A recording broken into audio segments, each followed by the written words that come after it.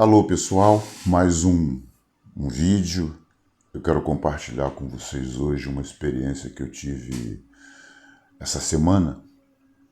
Mas antes eu quero pedir para você curtir, compartilhar e gostaria que você fizesse alguns comentários a respeito da palavra que eu vou compartilhar hoje. Eu acho que é muito tremendo, vai edificar nossas vidas. Bom, há 6 meses atrás, o Espírito Santo me pediu que eu fizesse um tempo de oração pela minha nação. E eu comecei a orar às 3 horas da madrugada, mas na igreja. Ia para a igreja às 3 horas da madrugada e saía às 9. Quando, meio de semana, eu acordava às 3, fazia o tempo de oração, ia fazer 1 hora de academia e depois eu ia para a igreja de 7 às 9. Mas quando chegou semana passada, eu estava orando e interessante, a palavra que o Senhor me deu foi essa aqui em Zacarias capítulo 12, 10. E sobre a casa de Davi e sobre os habitantes de Jerusalém derramarei o espírito de graça e de súplica. Olharão para aquele a quem traspassaram, prantear-lo-ão como que pranteia por o unigênito, e chorarão por ele como se chorarão por ele amargamente pelo primogênito. Esse texto é uma promessa que Deus derramaria o espírito de graça e súplica. Essa é uma área da intercessão profunda. Uma das coisas que eu tenho muito na minha vida é a intercessão. Gosto de fazer 24 horas de intercessão, eu gosto de fazer... eu sinto que sou chamado. E na semana passada, na segunda-feira, eu amanheci com muita febre e fui parar no UPA, um serviço de urgência, e foi medicado. Eu voltei me perguntando o porquê de uma febre repentina e fiquei muito debilitado. E o Espírito Santo me falou, você recebeu um ataque. E eu comecei a orar sobre esse ataque, mas eu não conseguia entender. Então o Espírito de Deus ele me mostrou 3 níveis de ação sobre o Brasil. E o primeiro nível é o que Paulo fala em Efésios 6, as forças do mal na região celestes. E o Espírito Santo ele começou a me mostrar em Isaías 60, capítulo 2, capítulo 2, Isaías 60, versículo 2. As trevas cobrem a terra. As trevas cobrem a terra. Quando eu fui estudar esse termo trevas, eu achei lá uma deusa grega que ela fica nessa região, não é próximo à terra, um pouco distante. Ela fica com tipo uma teia, e essa teia ela vai laçando os anjos que vêm da parte do Senhor. E aí me veio o texto de Daniel 9:13, onde o príncipe da Pérsia resistiu ao anjo que veio com a resposta. E aí eu comecei a orar e Deus me mostrou um dragão escondido nas estrelas, agindo, influenciando diretamente o Brasil. E eu perguntei, como eu oro? Ele falou, ali é uma casa do valente. O valente estabeleceu uma fortaleza ali. Você precisa orar e amarrar essa ação desse príncipe sobre o Brasil.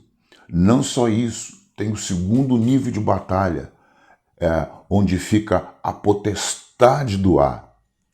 Então, esse texto, a maioria dos comentaristas, das pessoas falam assim, não é Satanás. Mas um professor meu que me discipulou, Ele falou assim: quando você vê um nome na Bíblia, Satã, Beelzebu, e você pensar que é Satanás, não é, é uma figura de governo satânico que está regendo ali. Então, esses demônios, esses que ficam nessa região, eles ficam alimentando do pecado, das idolatrias, dos mantras, das consagrações satânicas que saem da terra. E eles são como gafanhotos, eles ficam influenciando a terra. E eles, nesse contexto agora de Brasil, eles estão colocando um espírito de desistência, para todo mundo desistir, acomodação. Então, essa é a influência que está causando. Ele oprime aquela nação, aquela região.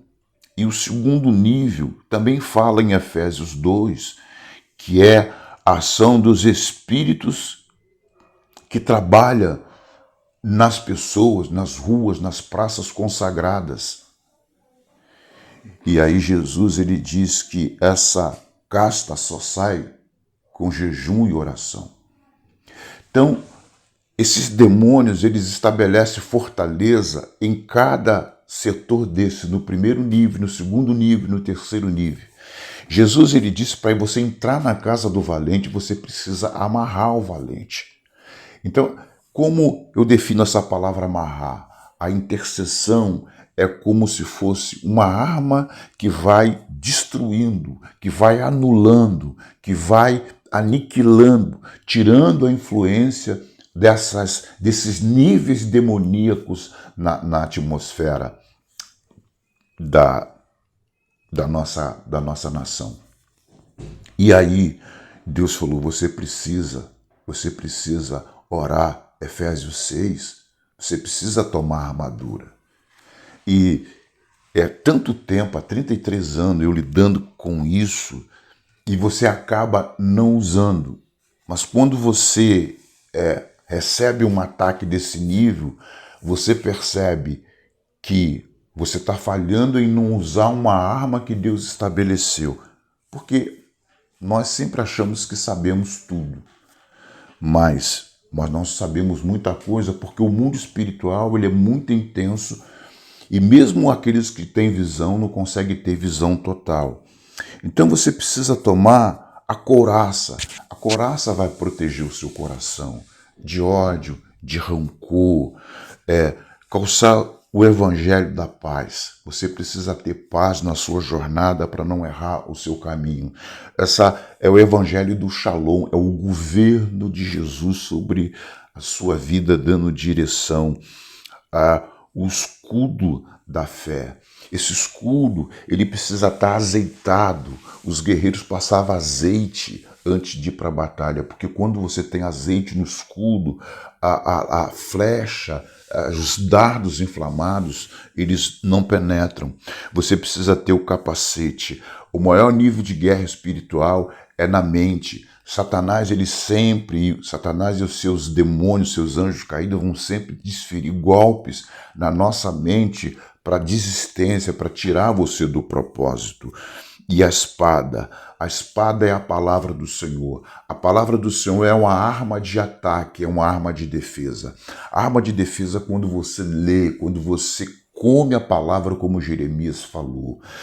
E arma de ataque é quando você profetiza a palavra, você ora a palavra, você declara a palavra como arauto do rei, como embaixador do céu na terra.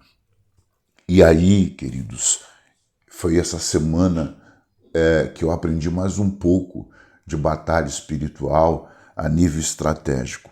E hoje eu resolvi compartilhar com você, para que você também seja um intercessor estratégico. Deus te abençoe.